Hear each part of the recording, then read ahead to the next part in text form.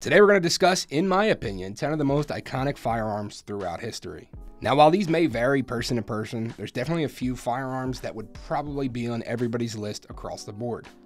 Let me know in the comments down below your thoughts. Any guns that you would have added to the list, or any that you may have removed? If you liked the video, be sure to click that like and subscribe button so you can stay tuned for more videos just like this. And without further ado, number 10, the Gatling gun, invented in 1862 by Richard Jordan Gatling. The rotating multi-barrel, which was operated by a hand crank and capable of fire of up to 200 to 250 rounds per minute. Considered by many to be the first practical machine gun, and over the years Gatling refined his work and consistently tried to make this a better weapon, eventually creating a model which was capable of firing rates of up to 1,200 rounds per minute. This invention kind of paved the way for companies later like GE to produce an electronic solenoid-driven version, which went by the name the Vulcan in 1956.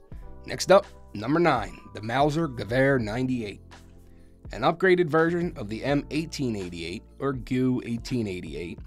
The M1888 had a 5-round clip, which was great, until the French brought about the Lebel, capable of holding 8 rounds in a tubular-style magazine. The Germans felt as if they were left with no choice but to adapt and find a new rifle, which then brought about the Gewehr 98, a manually operated, magazine-fed, bolt-action rifle, which was adopted by the German military in 1898.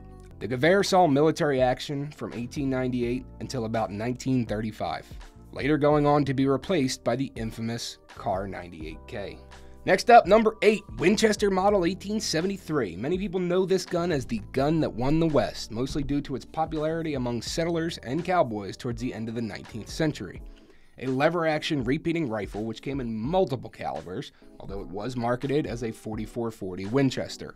Originally created in 1873 and saw production until 1923, there were more than 720,000 of these rifles produced. Next up, number 7, the Beluga Pistol, also known as the Luger P08, is a toggle-lock, recoil-operated semi-automatic pistol. Produced many models from 1898 until 1949, originally adopted by the Swiss military in 1900, the Imperial German Navy in 1906, and the German Army in 1908. It later went on to be the service pistol of multiple countries such as Portugal, the Netherlands, Brazil, Bolivia, and Bulgaria. This pistol saw a ton of use in both World War I and World War II, making it easily one of the most iconic pistols in history. Number 6, the Fabrique Nationale FAL. Designed in 1953 and manufactured by FN Herstal. This rifle utilized a gas-operated, short-stroke, spring-loaded piston design, very similar to the Russian SVT-40. The first prototype of this rifle was actually created in 1946 and was designed to fire the intermediate cartridge of 7.92 by 33 Kurtz, which is famously known for its use in the German military in World War II in the STG-44. And then in 1948, the British Army asked for a prototype in a bullpup configuration. And as we know, for some reason the Brits love their f***ing bullpups. This time in a .280 British cartridge. After creating a single bullpup prototype, FN stuck to their guns, pun intended, and returned to their original design for future production. The FAL went on to be adapted by many countries around the world and is still in use by some to this day. Number 5, the Colt Single-Action Army, also known as the Peacemaker. As the name suggests, this was a single-action revolver chambered in .44 Smith & Wesson, originally designed for the U.S. government service revolver trials of 1872, going on to be adopted as the standard-issued pistol for the U.S. Army from 1873 until 1892. The thing bringing this revolver to prominence was actually its use in Hollywood westerns, and also very popular among famous duelists and marksmen of the era, such as Wild Bill Hickok, William "Billy the Kid" Bonney, and the Earp brothers, later going on to be used by General George S. Patton. Number 4, we have the Thompson submachine gun, also known as the Tommy gun, the trench broom, the trench sweeper, Chicago typewriter. There's many names. It's a blowback operated select fire machine gun chambered in the Lord's caliber 45 ACP. Invented by U.S. Army Brigadier General John T. Thompson in 1918. Originally designed to break the stalemate of trench warfare during World War I, and unfortunately the design was not completed until World War I had already ended. Although the Thompson did see extensive use during World War II, and there were more than 1.5 million of these firearms produced. This weapon was obtained very easily due to the fact it was also sold to the general public. The Thompson became very well known for its use during the Prohibition era by organized crime groups in the 1920s, like individuals that we've all heard of, Al Capone. Early versions of this machine gun had a cyclic rate of around 1,200 rounds per minute. This thing was a f***ing beast. After a request from the US Navy to actually drop the cyclic rate, a heavier actuator was used, which brought the cyclic rate from 1,200 down to about 600 to 800 rounds per minute. Clones of this gun are still in production today in a semi-auto configuration and are a staple in any collector's collection. Number 3, the Colt 1911. The M1911 was designed by arguably the most prolific gunsmith in history, John Moses Browning. A single-action, recoil-operated semi-automatic pistol, also chambered in the Lord's caliber, this gun set the standard for pistol operations even to modern day. Almost all modern-day pistols utilize a design which is loosely based off the M1911. Adopted by the U.S. Armed Forces as the standard issue sidearm in 1911 and saw service through 1985. 2.7 million of these pistols were brought to life in that span of time. The service life of the pistol in the military should speak for itself. Military trials in 1910, 6,000 rounds were fired through a single pistol over a 2-day span.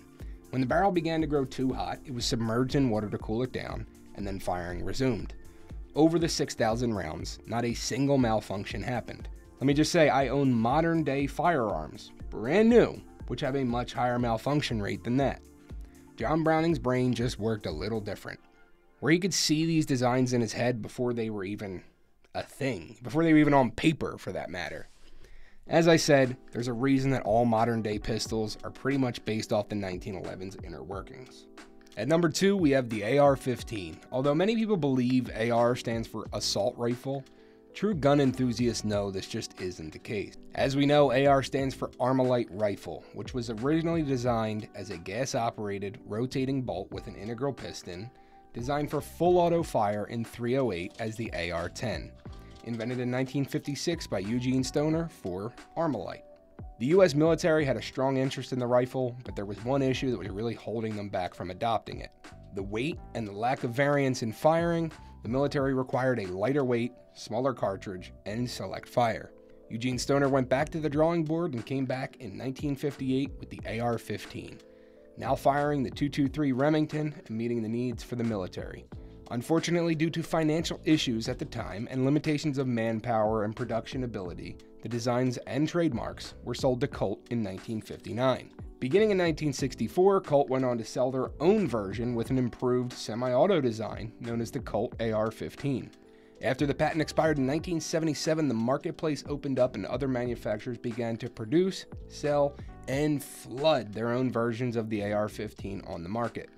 Some of which happened to be classified as assault weapons and were banned in the 1994 assault weapon ban.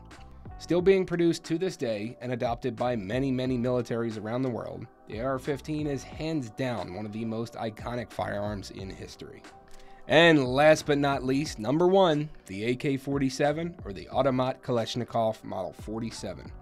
A gas-operated, short-stroke piston-driven, select-fire rifle, but it wasn't always that way. Mikhail Kalashnikov began his design in 1942 for military trials for the Russian army. The trials were looking for a new submachine gun to be utilized. Unfortunately, his design was beat out by the PPSH. Shortly after, there were talks of other designers working on weapons for a new small arms cartridge. And just like that, he was back to the drawing board. In 1944, he entered another competition with his 7.62x39 semi-automatic, gas-operated, long-stroke piston carbine, which was heavily influenced by the American M1 Garand. Unfortunately, he did go on to be beat out by the Simonov or the SKS design, but this didn't stop him there. In 1946, the Soviet Army announced another competition for a new rifle this time.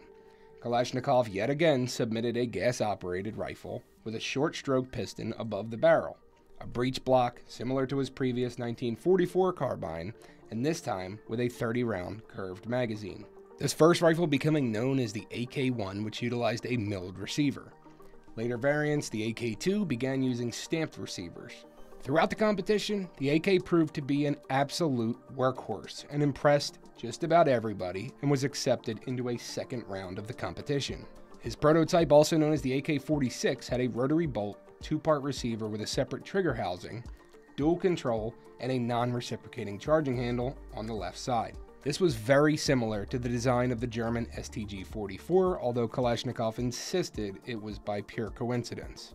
The AK-46 had done phenomenally in testing, although there was a recommendation to Kalashnikov on how he could improve on his design. While he was reluctant at first, he did proceed with the improvement, and it proved to be a great idea. In November of 1947, the AK-47 prototypes were completed. Using a long-stroke gas piston, upper and lower receiver combined into one single receiver, and the selector and safety were combined into one lever. In 1949, the AK-47 was officially adopted by the Soviet Army. This rifle went on to be adopted by many other countries over the years and is still in use by many to this day. There's estimated to be over 100 million AK-47 variants around the world, making this easily the #1 most iconic and most recognizable firearm in history. Let me know your thoughts in the comments below. Do you have any firearms that you would have added or removed from the list? If you liked the video and seemed like you learned something new, go ahead and hit that like and subscribe button so you can stay tuned for more videos just like this. And as always, until next time, stay safe.